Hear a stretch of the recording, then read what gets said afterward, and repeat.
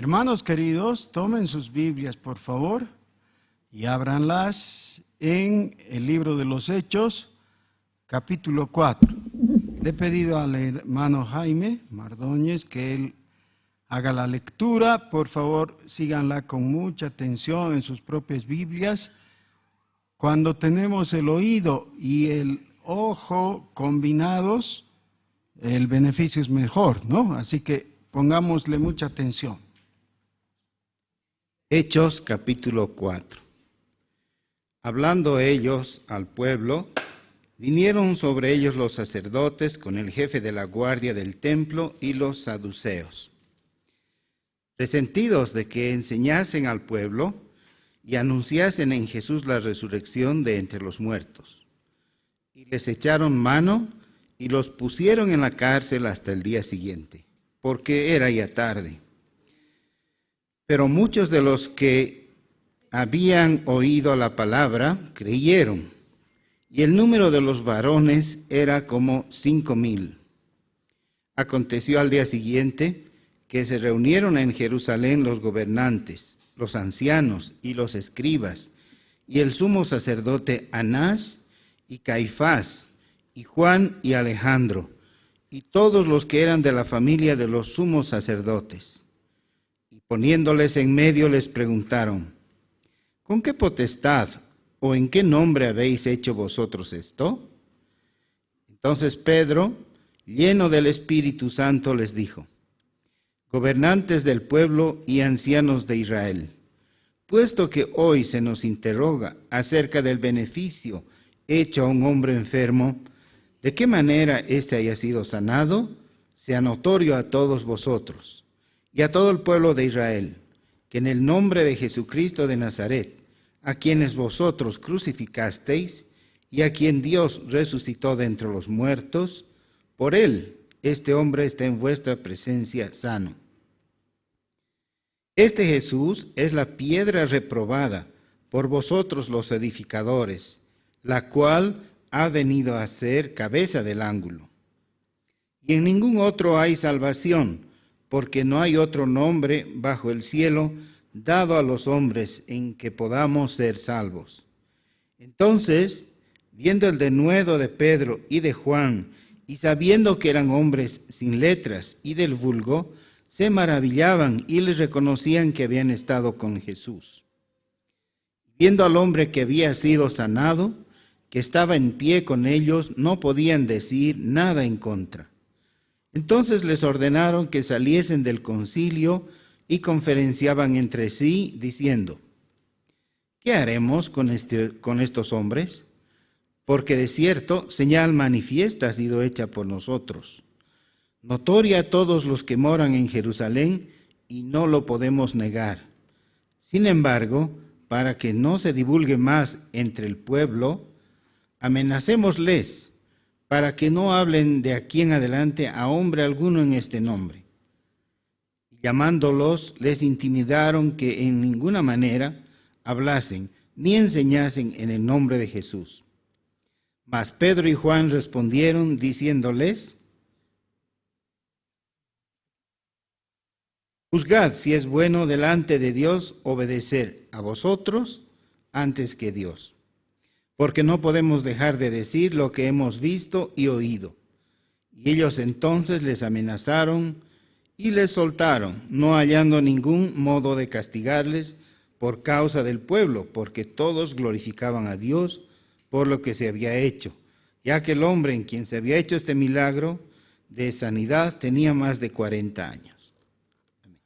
Necesitamos memorizar aquello que después se constituye en una piedra de apoyo, ¿no? En un fundamento para nuestro criterio, ¿ya? Nuestra teología, nuestra forma de pensar.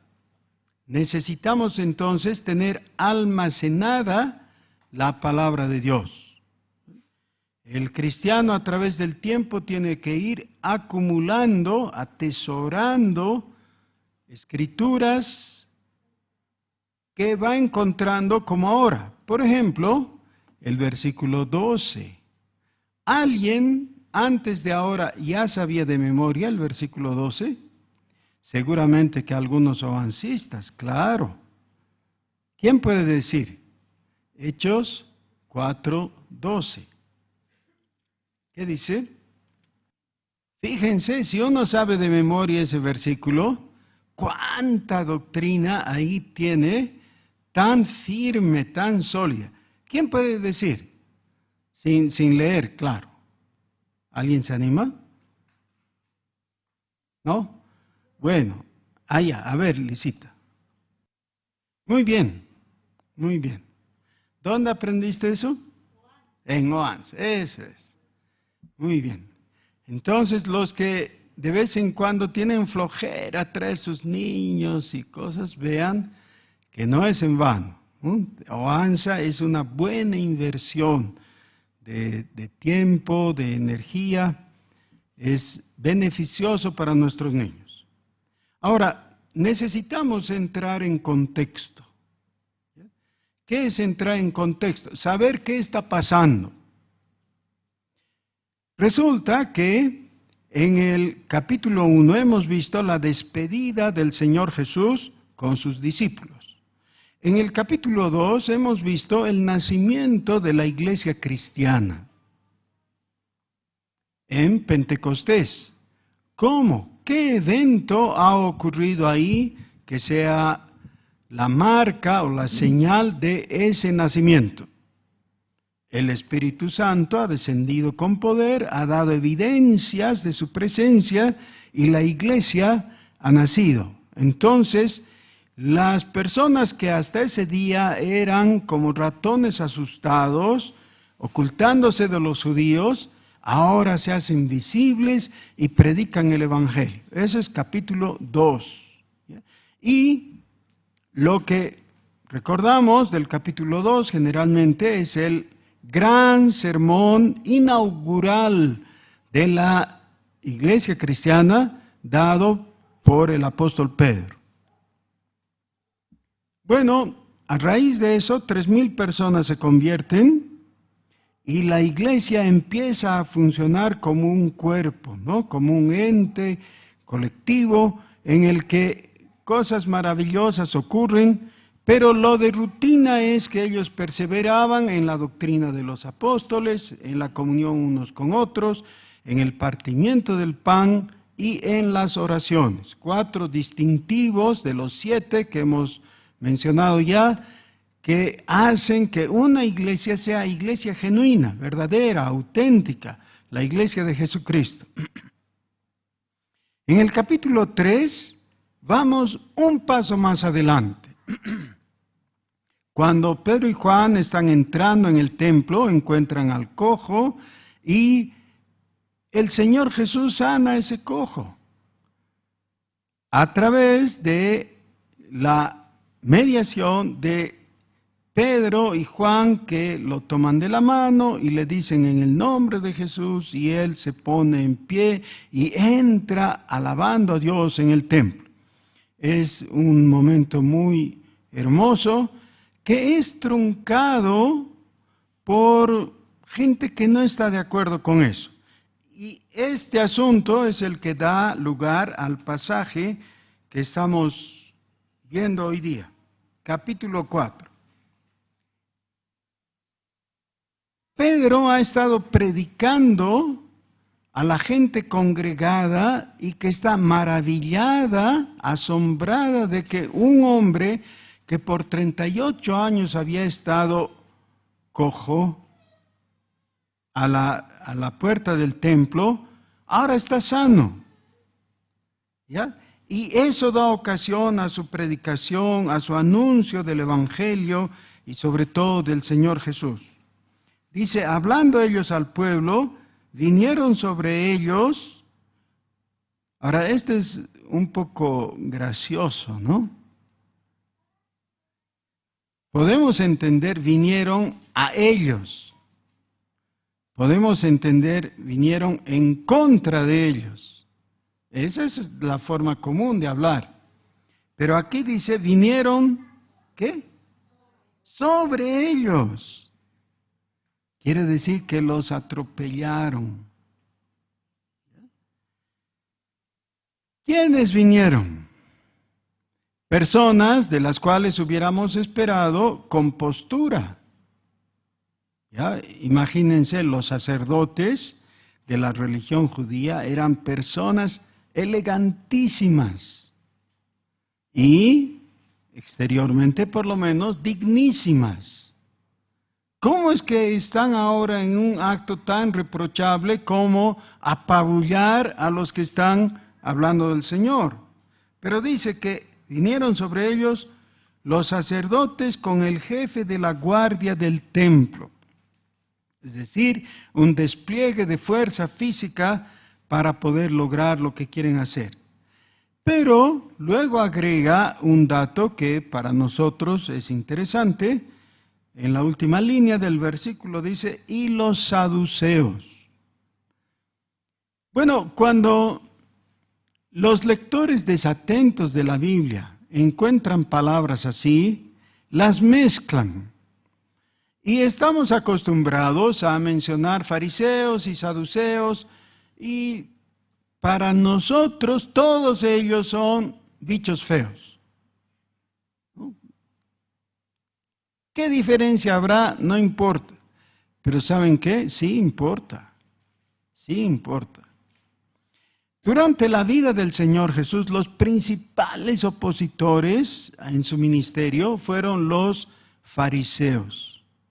Paradójicamente, en doctrina, los fariseos eran los más cercanos a la enseñanza de Jesús. En cierta forma, todo lo que ellos enseñaban estaba dentro de la línea de la enseñanza de Jesús. Tanto así que nuestro Señor, en el capítulo 23 del Evangelio según San Mateo, dice a sus discípulos, de lo que ustedes oyen de la enseñanza de los fariseos, hagan todo lo que ellos dicen. O sea, lo que decían, lo que enseñaban los fariseos era bueno. Pero de lo que ellos hacen, ustedes no imiten. La conducta de los fariseos no era buena, pero su enseñanza era buena. Es decir, tenían a su favor la ortodoxia, pero no tenían ortopraxis. ¿Qué es ortodoxia? El hablar correctamente. Su doctrina era correcta, pero su práctica, su acción era incorrecta. Ese era el problema de los fariseos. Y por eso el Señor Jesús les acusa reiteradamente en el capítulo 23 de Mateo de hipócritas, porque decían lo bueno, pero hacían lo malo. Ahora los fariseos no están presentes. Los fariseos no son los que se sienten mal, no tienen nada en contra de la predicación de los apóstoles. Ahora el problema es con los saduceos. La diferencia va a ser explicada ampliamente más adelante cuando en este mismo libro de los Hechos el apóstol Pablo tiene que comparecer ante el concilio. Así que vamos a dejar para ese entonces la explicación de las diferencias más abundantemente. Ahora, el capítulo 4 nos dice que los saduceos estaban resentidos de que se enseñasen al pueblo y anunciasen en Jesús la resurrección de los muertos. Eso era lo que a ellos les molestaba mucho. ¿Qué era? Pedro acababa de decir, además reiteradamente, que Jesucristo no había quedado muerto, no estaba en la tumba. Se levantó con poder y gloria, había vencido a la muerte, ¿ya? Había resucitado. Y eso es lo que a los saduceos no les cuece. Ya, eso les parece una contradicción con lo que ellos consideraban lo correcto y que era lo que se anunciaba en el templo. Entonces, En el templo, la doctrina era contraria a la resurrección. En la sinagoga, que era donde gobernaban y enseñaban los fariseos, la resurrección era enseñada. ¿Ya? Ese es el punto de distinción. Entonces, los principales sacerdotes con su guardia y los saduceos apoyándoles, dice versículo 3, les echaron mano y los pusieron en la cárcel hasta el día siguiente, porque ya era tarde. Ahora, tratemos de situarnos. ¿Cómo ya era tarde? Bueno, resulta que cuando estaban entrando en el templo, al inicio del capítulo 3, eran las 3 de la tarde. Era la hora de la oración. Ocurrió el milagro, Pedro habla con la gente, da las explicaciones y en medio de eso ha debido pasar entre 1 y 2 horas. ¿Ya? Una explicación más amplia, por supuesto, que lo que tenemos resumido aquí en el capítulo 3.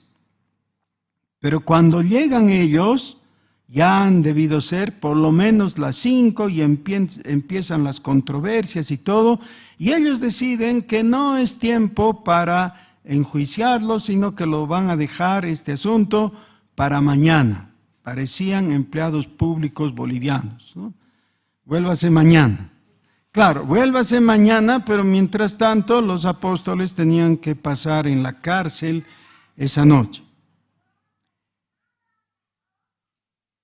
El versículo 4 es muy interesante porque es como una especie de paréntesis para nuestro consuelo. ¿Qué dice?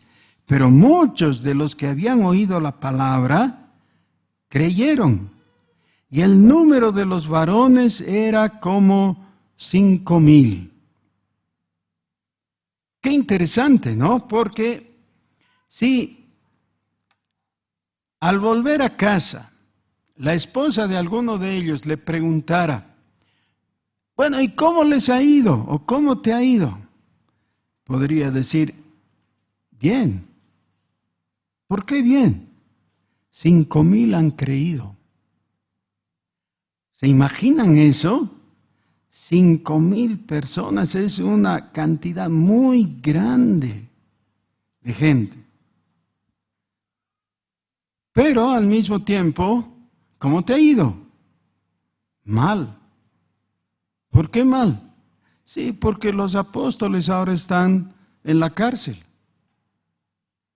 Y ahí van a pasar la noche. Dice el versículo 5. Aconteció al día siguiente que se reunieron en Jerusalén los gobernantes, los ancianos y los escribas. Ahora, además de los que estaban ayer, ahora están agregados los escribas que generalmente o mayormente eran fariseos. Quiere decir, ya no están solo los saduceos. Y el sumo sacerdote Anás y Caifás y Juan y Alejandro y todos los que eran de la familia de los sumos sacerdotes. O sea, está todo el concilio en pleno. Y preguntándoles y poniéndoles en medio, les preguntaron. Esta es la pregunta clave que ellos sin darse cuenta nos están brindando a nosotros como una ayuda para nuestro discernimiento, para nuestra reflexión. ¿Cuál es la pregunta? Ahora, entonces, Andrés, ¿dónde estás? Ahí. ¿Puedes leer en voz alta el versículo 7, por favor? Ya, muy bien. Un hermano o hermana de este sector, por favor, repita la pregunta. No la frase introductoria, sino la pregunta nomás, del versículo 7. Alguien de ustedes, por favor. Ya, ¿con qué potestad o en qué nombre viene a ser lo mismo, ¿no? Es solamente una aclaración. ¿Con qué potestad o en qué nombre habéis hecho vosotros esto? Ni siquiera quieren decir qué es lo que han hecho, no quieren repetirlo ni describirlo. Solamente se refieren en una forma vaga. ¿Por qué es importante este asunto? Muchas veces nosotros tenemos un hecho concreto y lo podemos describir. Esa es la observación objetiva y está bien. Pero nunca vamos a tener beneficio de eso si es que no entendemos el significado, el contenido de ello. Lo uno es necesario y es inicial, observar objetivamente el qué.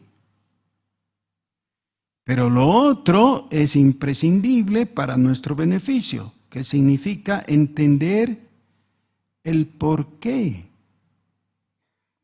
Veamos el ejemplo más sobresaliente de esto y que ocurre con la mayor parte de la gente que nos rodea. Ustedes ven en la sociedad boliviana, todavía se celebra la Semana Santa. ¿Ya? Es muy difícil encontrar un lugar donde no haya de alguna manera la celebración de la Semana Santa. Todos nosotros tenemos parientes, amigos, vecinos, etcétera, que están enterados, por lo menos porque en Semana Santa es feriado, ¿no es verdad? Por lo menos eso saben, ya, muy bien. Si tú a cualquiera de esos nuestros primos o tíos o amigos que están ahí les preguntamos, ¿por qué hay Semana Santa? ¿Sabe la gente o no?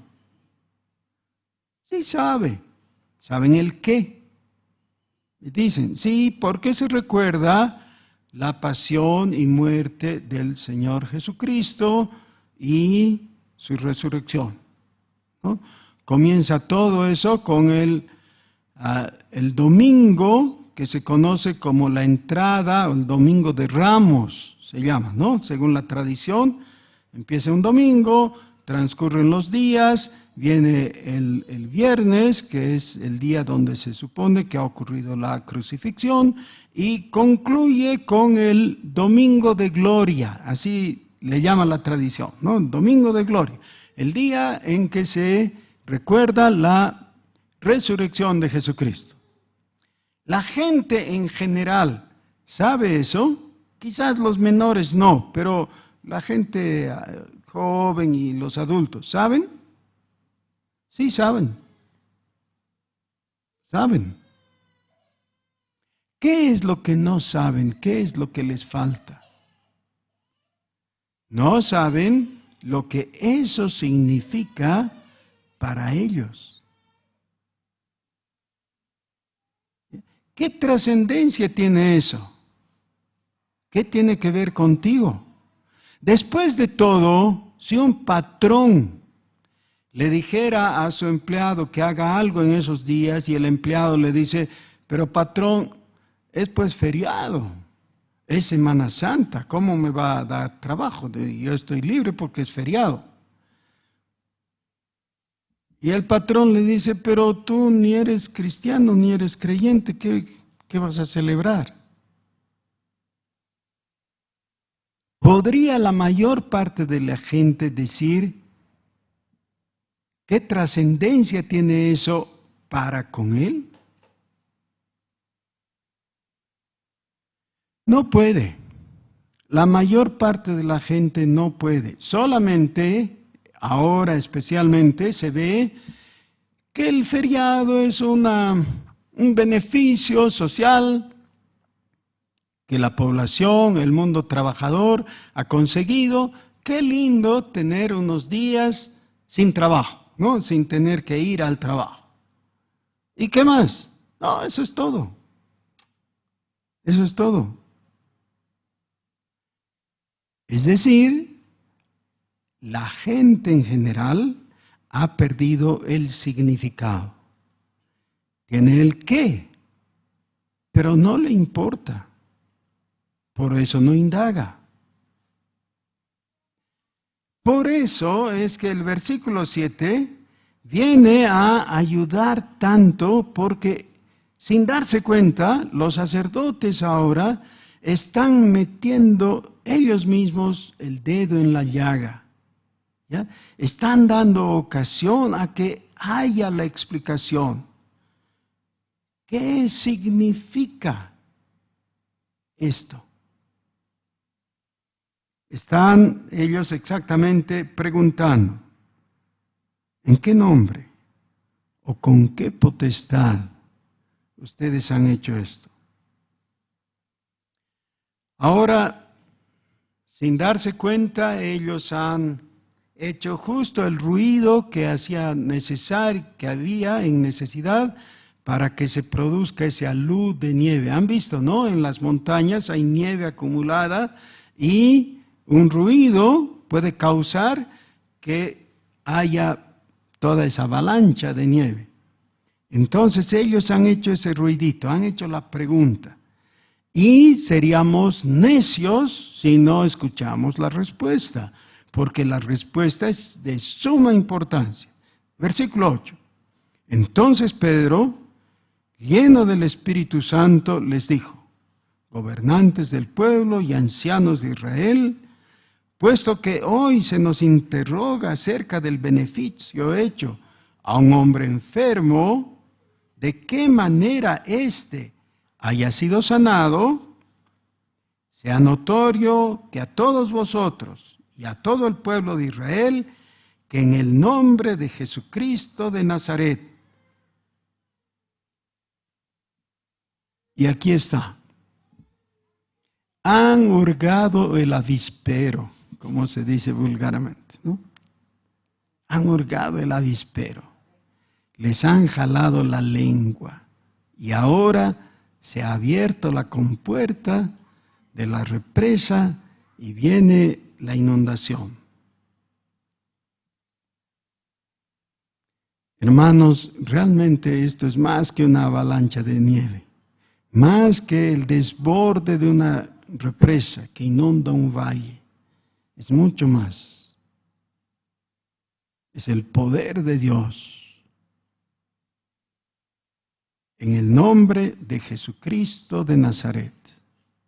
Eso es. Eso es lo que han preguntado. ¿En qué nombre se han atrevido a hacer esto? Bueno, la respuesta es en el nombre de Jesucristo de Nazaret. Por más de 2000 años, la iglesia cristiana sobrevive con altos y bajos, con momentos gloriosos y con momentos vergonzosos, pero sigue adelante, porque todavía el estandarte está puesto en el nombre de Jesucristo de Nazaret. Y ahora viene la explicación. A quien vosotros crucificasteis, sí, pero a quien Dios resucitó de los muertos. Eso es lo que está cuestionado por los saduceos. No existe resurrección. La resurrección es una patraña, según ellos. Pues no, Señor, no lo es. Jesús ha estado 3 días muerto, ha estado en la tumba, pero ahora vive. Ya no está entre nosotros físicamente, pero está con el Padre Celestial. Y entonces la demostración de que eso es verdad es que este hombre que hasta ahora o hasta ayer ha estado cojo, inválido, ahora está saltando, no en una pata, sino con las 2 piernas, sano. Este hombre está en vuestra presencia sano. Yo no puedo pensar en un argumento tan sólido, es decir, incontrovertible como este. Los unos dicen, no hay resurrección. Los otros dicen, hay resurrección. Bla, bla, bla, bla, bla, bla, bla, bla, bla, bla, bla, bla. Y eso se puede perder en bla, bla, bla. No. No, esa etapa del bla, bla, bla ya ha sido superada. Pedro no necesita bla, bla, bla. Les dice, miren este hombre. Ustedes mismos al entrar todos los días al templo, veían pues a ese pobre desgraciado pidiendo limosna. Bueno, mírenlo, está sano. Y esa es la demostración que nuestro anuncio acerca de Jesús que ustedes han matado es verdadero, pues Dios le ha resucitado. Sea notorio a todos vosotros y a todo el pueblo de Israel que en el nombre de Jesucristo de Nazaret, ¿qué habían preguntado ellos? ¿En qué nombre? Bueno, en el nombre de Jesucristo de Nazaret. Y ahora viene la explicación, versículo 11. Este Jesús es la piedra reprobada por vosotros, los edificadores. Y ellos bien entendían que esta es una mención al Salmo 118, 22, donde se menciona proféticamente que aquellos que tuvieron la oportunidad de reconocer y presentar, respaldar a Jesús, no lo hicieron. Lo menospreciaron. Pensaron, ¿cómo pues Dios va a brindar salvación a través de un carpintero provinciano de Galilea? No.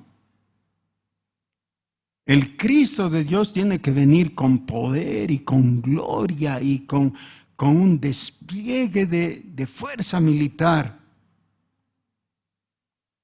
Sí, este Jesús es la piedra reprobada por vosotros los edificadores, pero en las manos de Dios ha venido a ser cabeza del ángulo. Y hemos dicho que vamos a memorizar el versículo 2, Elisa ya lo ha repetido, y todo buen oancista tendría que ser capaz de hacerlo. Pero ahora todos nos volvemos oancistas, ¿ya? Y aprendemos. Versículo 12. Y en ningún otro hay salvación, porque no hay otro nombre bajo el cielo dado a los hombres en que podamos ser salvos. Otra vez, Hechos 4:12. Y en ningún otro hay salvación, porque no hay otro nombre dado a los hombres debajo del cielo. Al revés, ¿no? Sí. En que podamos ser salvos. Entonces, primero bajo el cielo y luego dado a los hombres, ¿ya? Porque en ningún otro hay salvación, porque no hay otro nombre dado a los hombres en que podamos ser salvos. El mundo plantea alternativas. Los católicos dicen, María es corredentora. Bueno, pero ¿de dónde sacan eso? Bueno, es que en el concilio tal. No, pero la Biblia, ¿dónde dice eso? No, no dice. Los budistas dicen, Buda puede traerte paz interior. Los musulmanes te dicen, bueno, puedes vivir bajo la ley de Alá, etcétera. Y entonces vienen los posmodernos que te dicen, todo vale, al fin son formas diferentes de expresar lo mismo. Todas las religiones conducen al mismo lugar, llevan a Dios. No es verdad. Si te vas al infierno, por lo menos que sea a sabiendas. No es verdad. No hay muchos caminos al cielo. A Roma sí, hay muchos caminos, pero al cielo no. Al Padre Celestial solamente te puede llevar Jesucristo mismo, solo Jesucristo. ¿Por qué? ¿Por qué? Porque no hay otro nombre dado a los hombres debajo del cielo en que podamos ser salvos. No hay otro nombre. Han habido a través de la historia personas sobresalientes, admirables, algunos por grandes guerreros, otros por personas muy buenas, sí. Pero ninguno tiene la capacidad de tomarte la mano y conducirte a salvación, hasta la presencia del Dios vivo y interceder por ti eficazmente. Nadie puede hacer eso, sino solo Jesucristo. Ahora quiero que digas algo cuando yo vuelva a repetir lo último que he dicho. Quiero que digas: a su nombre sea la gloria. Otra vez, solamente Jesucristo puede llevarte de la mano delante del Padre Celestial, habiendo obtenido salvación para ti. A su nombre sea la gloria, a su nombre, al nombre de Jesús sea la gloria. ¿Qué? Al nombre de Jesús sea la gloria. No tengan vergüenza.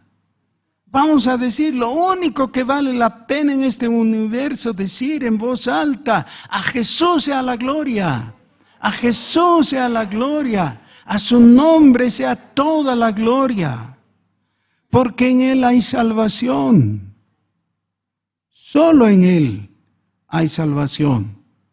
En esto consiste el verdadero evangelio, la presentación de Jesucristo, el cual te hace salvo por su fe o por la fe en su nombre.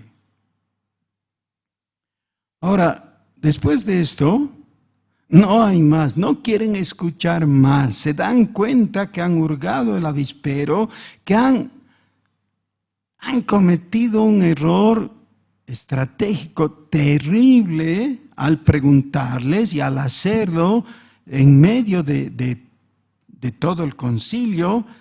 Y dice el versículo 13: entonces, viendo el denuedo de Pedro y de Juan, y sabiendo que eran hombres sin letras y del vulgo, se maravillaban y le reconocían que habían estado con Jesús. Y viendo al hombre que había sido sanado, que estaba en pie con ellos, no podían decir nada en contra. Entonces les ordenaron que saliesen del concilio y conferenciaban entre sí diciendo: ¿qué haremos con estos hombres? Porque de cierto señal manifiesta ha sido hecha por ellos, notoria a todos los que moran en Jerusalén, y no lo podemos negar. Por tanto, convirtámonos a Jesucristo. Eso dice el versículo 17. Bueno, yo que soy un ingenuo, hubiera esperado que eso diga.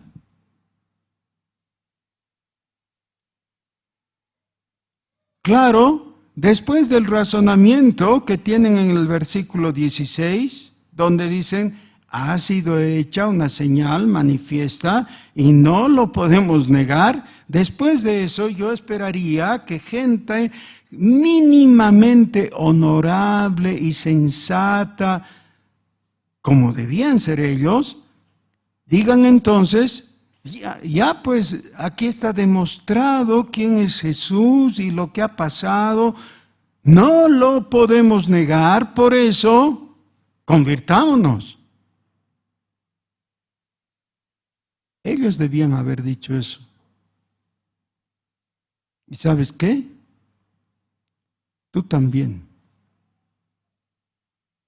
Tú también debías decir: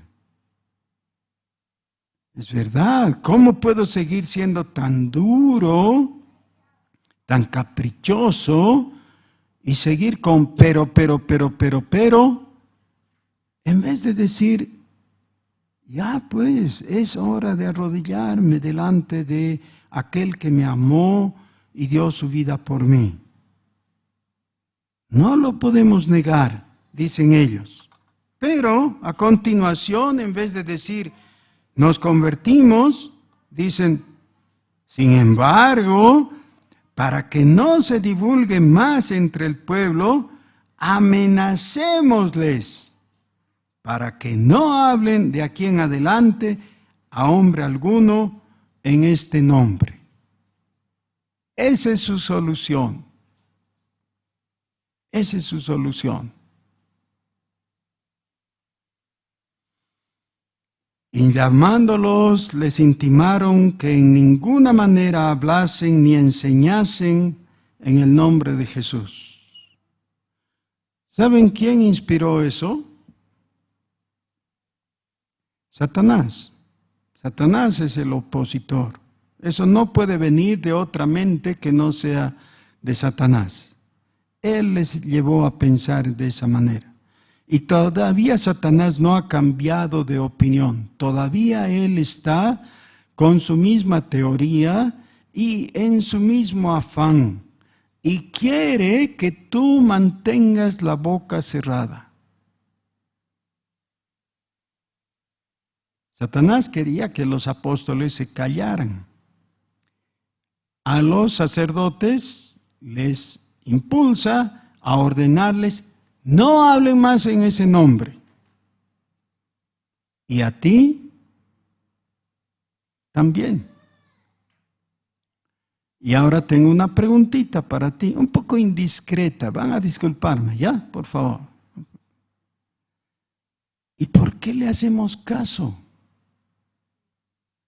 ¿Por qué le hacemos caso a Satanás de dejar de anunciar eso que es tan maravilloso? Que en el nombre de Jesús hay salvación. Y que no hay otro nombre debajo del cielo dado a los hombres en que podamos ser salvos. ¿Por qué lo callamos?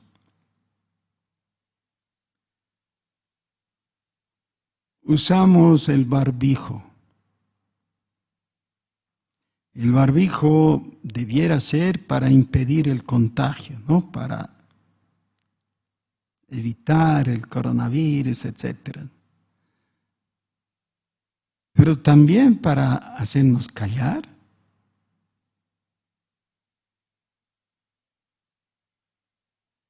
Miren que hay personas que no tienen un barbijo físico, tienen un barbijo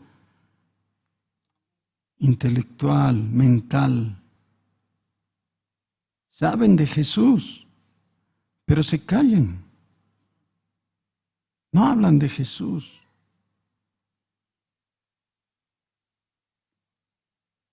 Quizás tus compañeros de oficina no tengan nadie más en la vida que les hable de Jesús y por eso Dios te ha puesto en ese lugar, para que hables de Jesús. Quizás tus compañeros de equipo en el deporte. Quizás las personas con quienes tratas todos los días haciendo negocios. Yo no sé. Pero seguro que ustedes han hablado con algunas personas hoy día y ayer con muchas más y toda la semana. La pregunta es, ¿has hablado de trivialidades o has hablado de Jesús? Ese era el interés. No les importa si es verdad o no es verdad lo que los apóstoles dicen. Lo que les importa es que no hablen en ese nombre. Y todavía el propósito de Satanás sigue siendo el mismo. Versículo 19. Este es otro versículo para memorizar, pero no les voy a distraer de su memorización del versículo 12. Solamente les digo, pueden anotarse y en otro momento memorizar este también. Mas Pedro y Juan respondieron diciéndoles: juzgad si es justo delante de Dios obedecer a vosotros antes que a Dios. Esta es una pregunta que siempre te tienes que hacer. ¿A quién voy a obedecer? Y de vez en cuando hay la alternativa, hay esa circunstancia en que tienes que tomar partido, en que tienes que definir tu vida. Y yo sé que hay autoridades cercanas y queridas y todo eso que de vez en cuando hacen el papel de Satanás. A veces nuestro padre, a veces nuestro marido, a veces nuestro jefe en la oficina.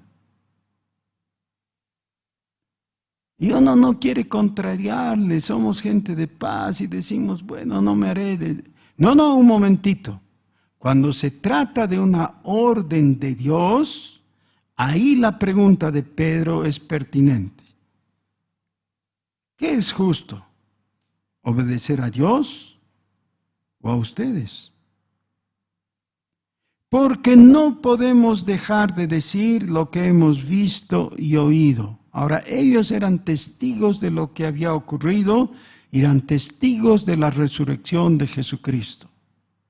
Hay una leyenda que en algunos lugares públicos, en las espaldas de los microbuses a veces ponían, ¿no? Antiguamente decía, Dios existe, hoy hablé con Él.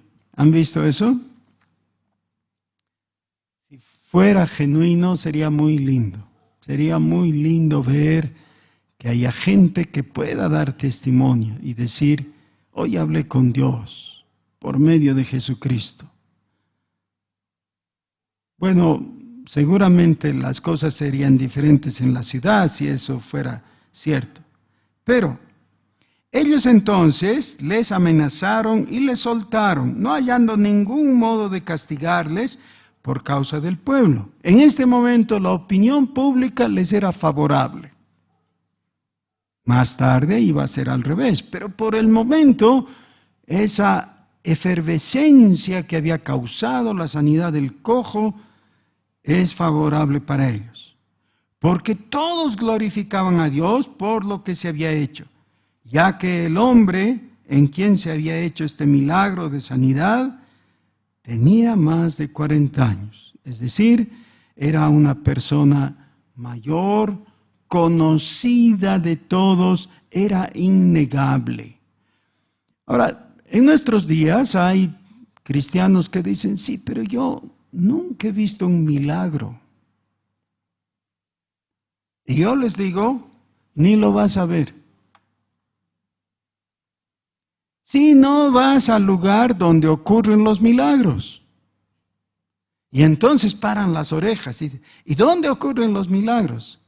Donde es anunciado el nombre de Jesucristo.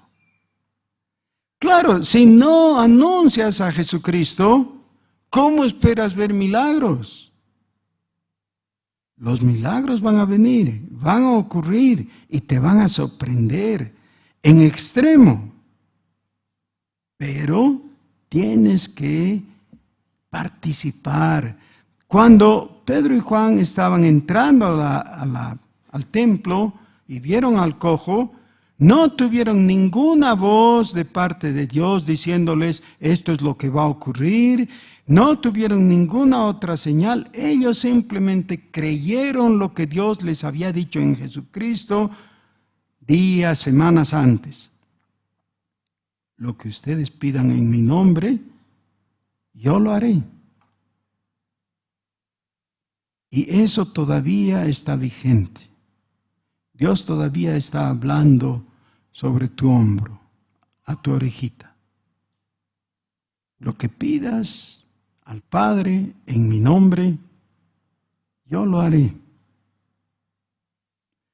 Si predicas a Jesucristo con fe en su santo nombre, vas a ver maravillas. Pongámonos de pie, por favor.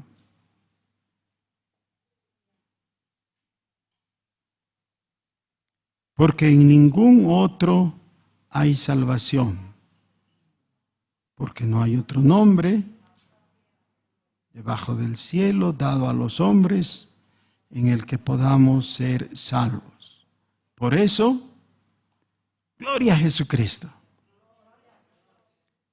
Oremos. Tu glorioso nombre, Señor, sea grabado en nuestros corazones, en nuestras mentes, y aún antes de que nos demos cuenta, salga en palabras de poder para salvación a los que nos escuchan. Señor, manifiéstate, igual que en ese día, con Pedro y Juan. Gloria sea tu santo nombre. Amén.